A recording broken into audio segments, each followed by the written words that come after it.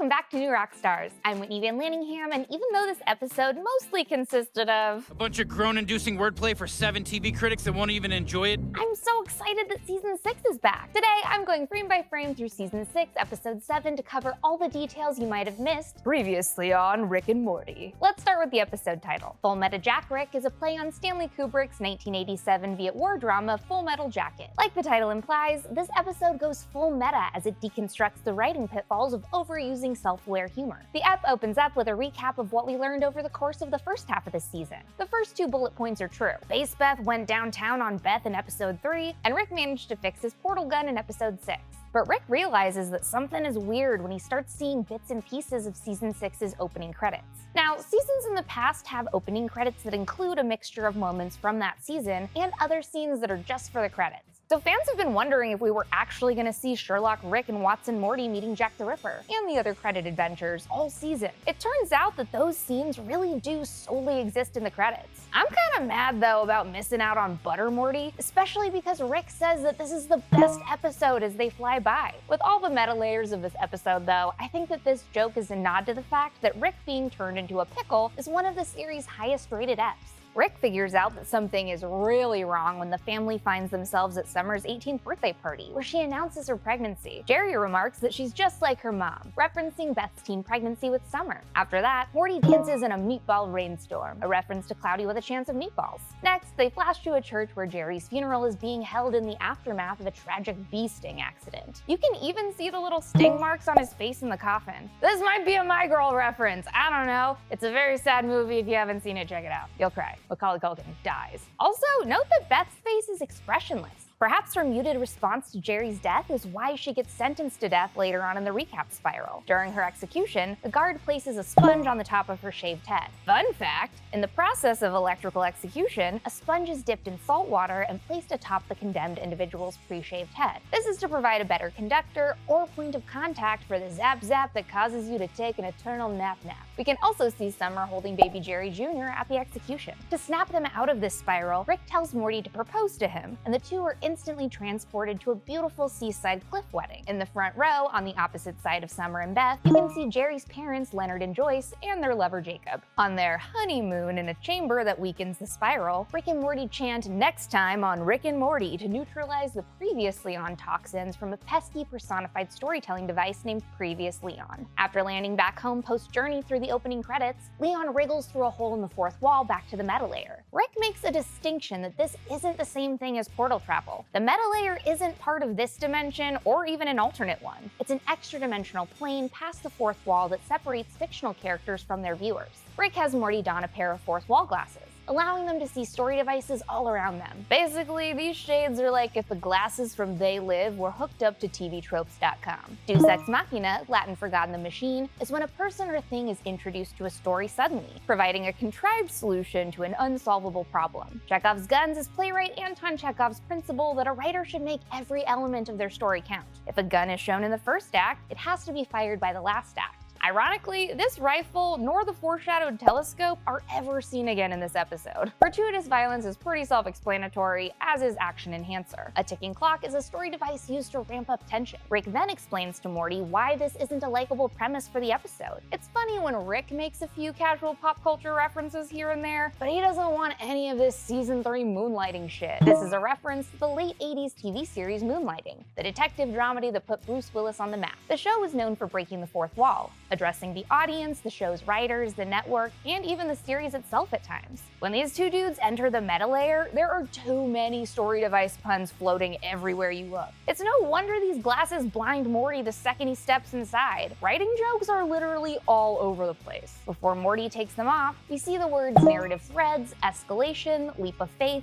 cliffhanger, and watershed moment flash before his eyes. Narrative threads are the arcs and mini-arcs that weave together to form a full story. As Rick and Morty traverse the meta layer, we see pink strands of these narrative threads hanging from the trees. Escalation is a story device that increases the anticipation and intensifies a story over time, represented here by the steep mountain stairs before them. The leap of faith moment is just what it sounds like. The moment a character puts their trust in their acquired skills or allies and takes a risky jump into danger. Later on, we see a cliff shaped like a coat hanger cliffhanger, a literal cliffhanger, which is when a character in a precarious dilemma has a shocking revelation at the end of an episode. Lastly, a watershed moment is basically the point of no return in any story, the exact moment that changes a situation for good, and is likely depicted as these steep waterfalls. We also see a kabuki theater mask floating in the sky, representing this form of Japanese dance drama storytelling. The fifth principle of kabuki performance incorporates audience participation, a type of fourth wall break. As they begin their journey, Morty asks Rick if they should follow a sign marked trials leading up a mountain. And Rick responds that if previous Leon went that way, he'd end up a hero. This is one of the many references to Joseph Campbell's 17-point hero's journey monomyth that the majority of popular stories are structured around. The sixth part of a hero's journey is the road of trials, aka the point in a story where the hero begins facing conflict after crossing the threshold. Fittingly, we see this just as Rick and Morty cross the threshold into the meta layer, beginning their own road of trials for the episode. While walking, Rick says, "Our credibility is being permanently eroded. Every second we spend here is the equivalent to 10 Space Jam cameos." This is obviously a reference to 2021's widely panned Space Jam: A New Legacy, where Rick and Morty made a brief appearance. This joke further emphasizes the episode's message that the overuse of meta humor can cannibalize a story, show, or movie. In the background, stones spell out the word quest, the search or pursuit made by every hero to obtain something of value to them. And a giant word balloon is floating above plants that turn into open books as they grow skyward. These seem to be the stages of a TV show, from bad ideas that are cut, to show bibles, to script pages, to full stories with multiple narrative threads. When Leon pops out from behind the weeds, you can see that they're labeled weeds, a reference to the term in the weeds used by writers to describe the experience of getting hung up on minor details and losing the story's focus. When they catch up with previous Leon, he prays to Jesus Christ to stop Rick from shooting him. This is the exact move that fictional Rick made in Never Ricking Morty to trap the story lord in a Bible tale. And it turns out that both Paul Giamatti and Chris Maloney are back, baby, gutters and all. Although Rick and Morty try to get out of there as soon as Jesus shows up, Story Lord stops them, pointing out that what Rick just did was a refusal of the call, another storytelling device and the second stage from Campbell's monomyth. This is the part of any story where the hero refuses to engage in their conflict before being forced to deal with it. Morty remembers that Storylord is the villain from the toy train he bought for Rick at the end of Never Ricking Morty. Storylord tells them that since they trapped him in his own private VeggieTales hell, he's convinced Jesus Christ to become his muscle and helped him transcend fiction and enter meta reality. Morty says, "You're using Jesus to beat us up? Have you seen South Park?" a reference to the Season 1 episode Damien, in which Jesus fights Satan. Also, in the 2024 PC game South Park: The Stick of Truth, you can actually summon Jesus to aid in battle, like Storylord is doing here. And it turns out that Jesus is a pretty deadly fighter. Who knew? He slams Rick down over his knee a la Bane from 1993's comic Batman Nightfall. He baned me, Morty. Oh, Jesus baned me. Despite Rick's attempt to get Morty out of there by passing him the remote, Storylord steals it, claiming that he wants motivation and will stop at nothing to get it. Motivation is a term used to define what drives a character's action within a story, and in Storylord's case, that driving force is motivation itself. When Jesus seems surprised that his buddy bailed on him through a hole in the fourth wall, Rick wonders if this is enough to make Christ an unlikely ally. Kinda makes you want to be our unlikely ally, huh? Another storytelling device where a character swoops in out of left field to save the day. Before Jesus can kill Rick and Morty, Leon sucks him into his own previously on spiral, becoming the actual unlikely ally in this episode. Jesus receives a full Dan Harmon story circle within this spiral as he deals with the conflict of being a demigod and wanting to be with Mary. For those of you that don't know, Rick and Morty creator Dan Harmon made his own simplified version of Joseph Campbell's hero's journey to encourage screenwriting success while working on Community. Here, Jesus starts in a zone of comfort as a prophet, then wants to be with Mary. His Act 1 turning point is his crucifixion, and his entering a new situation is the resurrection. On Jesus' road of trials, he visits Napoleon Bonaparte, who has Jacques-Louis David's famous 1805 painting Napoleon crossing the Alps hung above his mantelpiece. Also, peep the little step stool next to his chair. That's there because he's a little guy. Jesus eventually adapts to his new situation as a billionaire a la Steve Jobs with the means to resurrect Mary. When he gets what he wants at the cost of Mary's well-being, he seeks a witch to turn him into a normal man. Jesus getting struck by lightning to sap his mortality invokes the imagery of a Highlander quickening and allows him to return to the Act 1 status quo of being immortal. Finally able to grow old, Jesus embraces mortality with a nurse named Mary, bringing his story arc full circle. If you like Rick and Morty, staying hydrated and feeling alert and energized, have I got news for you. Now you can pick up the G Fuel Unstable Portal Fluid inspired by Rick and Morty. This sweet, juicy, and sour strawberry limeade blend will hit the spot whether you're tuckered out from a fun day at Jerry Brie or just, thirsty like a person. The tub has a bunch of fan-favorite characters like Mr. Meeseeks and Mr. Poopy Butthole, and other fun Rick and Morty references. Inside the tub, you've got antioxidants, focus aminos, vitamins, and other good stuff to get you jump-started on your day. G Fuel also has all kinds of fun energy and hydration formulas, including ones branded around other content you love. Click the link in the description and use code NEWROCKSTARS to get 30% off your order. Thanks to G Fuel for sponsoring this video. Meanwhile, Storylord inspects the back of a Story Train toy box, which has the website story-train.com from Never Ricking Morty written on the back, a callback to the anticlimactic link that redirected to AdultSwim.com. The Story Train was manufactured at Citadel Toys LLC, 839 Gleethorpe Boulevard on Erstaz 9. Erstaz is an adjective used to describe a product made or used as an inferior substitute, so this toy is basically like a shittier version of something made by Lionel Trains. Storylord walks in on his writer heating up a cold hot dog with a lighter, and the episode takes its most meta dive yet, seemingly revealing the behind-the-scenes story of the writing process behind Season 4's Never Ricking Morty. On the whiteboard, you can see a story circle for Rickleberry Tales. Rickleberry Tales is obviously a play on the Canterbury Tales, Geoffrey Chaucer's collection of stories tied together as tales shared by characters on a pilgrimage, and the inspiration for Never Ricking Morty. Also on the whiteboard are the names Goombie and Tickets Please, two characters from Never Ricking Morty. We also see Batman Poker, a reference to the episode Almost Got Him from Batman the Animated Series, where all of the villains in Bruce's Rogues Gallery sit around a table and recall their adventures fighting him. This was apparently another inspiration for the scene in Never Ricking Morty where the train passengers tell each other tall tales about their encounters with Rick throughout the years. There's also a stack of toy trains in the corner, and a box of Wiggle Lips bobbleheads below the whiteboard. Rick and Morty characters are known for their distinct wiggly lips, so this must be a bunch of Erstaz Funko Pops. On another whiteboard, a graph explaining distribution structure, the process of getting a product to a consumer, is charted, which is a comment on how this series has become a vehicle for selling merch. Rick takes a captured Leon to the headquarters of the Self-Referential 6, a team of 5 superheroes whose powers correlate with yet another slew of storytelling devices. We've got Miss Lead, who misdirects her opponents, Flashback, who can travel to past memories, Continuity Error, who jacks up the continuity of the scene, Protago Nick, who has the power to make anyone a protagonist, and Mr. Twist, who uses smash-cut grenades to suddenly transport his opponents to another scene. The 6th member of the team is another twist because the 6th member of the team can be anyone talking to Mr. Twist when he decides to make his reveal. The twist is there's no 6th member and he tells that to everybody. The duo escapes, and Rick takes them both to the holding cell of Brett Kahn, a vigilante with the power to make things always have been other things. So when Morty suggests he change his name to Retcon to fit the actual name of the story device, Brett makes it so that his name was never Brett to begin with. It is, and always has been, now. His design clearly takes inspiration from the omnipotent Dr. Manhattan of Watchmen. Rick suggests that Retcon make it so that they were never in the meta layer at all, and promises to use the butter-passing robot from Season 1's Something Wicked This Way Comes to free him remotely once they're home. What is my purpose? To wait until I tell you to pull the lever. You are f***ing kidding me. What is my purpose? You pass butter.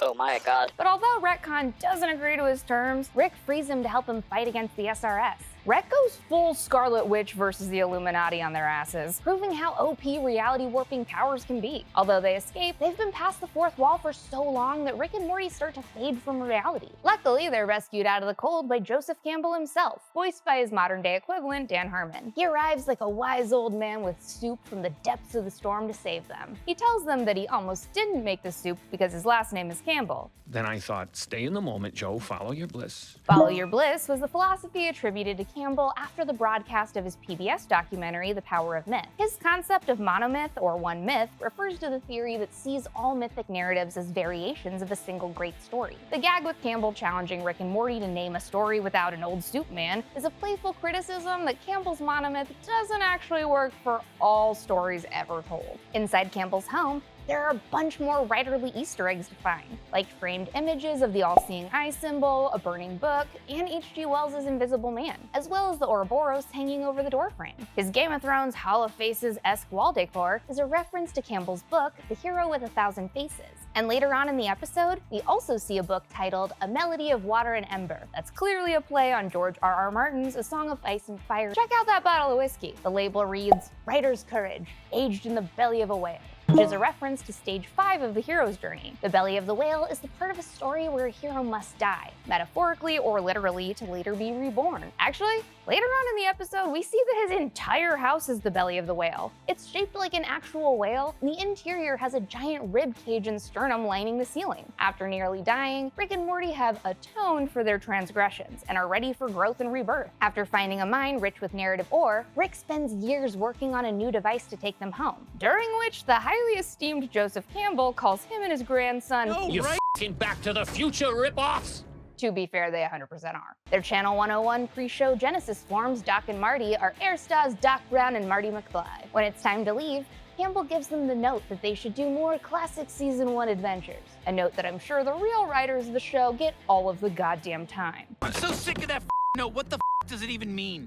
Rick and Morty take one final leap of faith and trust previous Leon to help them get home. This time, instead of trying to kill Rick, Leon actually sends them flying back through the opening logo. At the Story Train manufacturing facility, Storylord has his rider hooked up to a giant machine stacked with a butt ton of story trains. When he spins it, the machine will suck all of the motivation out of everyone in the universe, completing his evil quest. And before you ask me if yankmaster.com is a real website, I'm gonna tell you right now that I would get fired immediately if I typed in that URL on a work computer. So I did not check it out. Fine. I'll do it myself. Rick rips off his shirt to fight, revealing his abs and causing Storylord to exclaim gutters! In a callback to his stance on that term from Never Ricking Morty. Gutters. Morty gross. That's what people call them. Gross people. I don't want to have to picture so watery in such volumes that, hey, stay back. He tells Storylord that he doesn't like it before kicking his ass. Oh, gutters. I don't like that phrase. I don't take notes.